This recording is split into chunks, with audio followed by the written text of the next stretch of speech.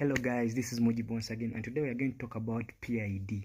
Yes, we are going to talk about PID, pelvic inflammatory disease.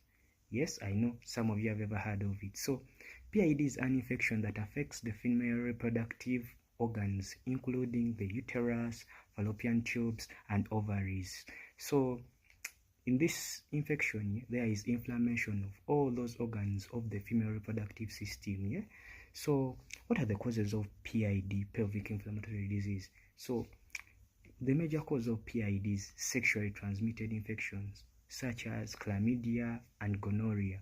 So, the bacteria, so how they come about, So, like the bacteria travels from the vagina to the cervix and then to the uterus and then to the fallopian tubes. That's how it comes about, So, symptoms. What are the symptoms that you have pelvic inflammatory disease?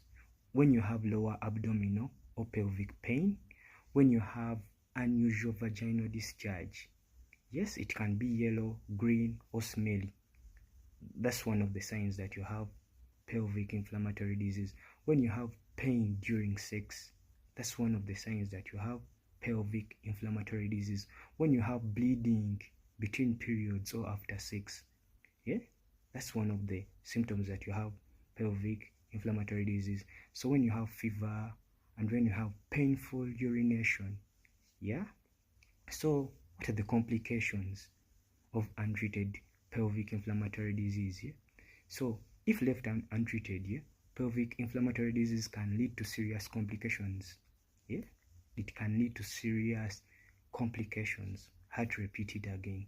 So the first one is infertility. So you can get some infertility when you have pelvic inflammatory disease. So the second one is ectopic pregnancy. So if you don't ectopic pregnancy, this is pregnancy outside the uterus. So the third one is chronic pelvic pain. You remain with chronic pelvic pain. So how do we prevent pelvic inflammatory disease? So regular STI testing. So you people, you should go for some regular STI testing. Like those people are very active, you should sometime go for pelvic. You should sometime go for STI testing. You can go, they test you whether you have gonorrhea, whether you have chlamydia.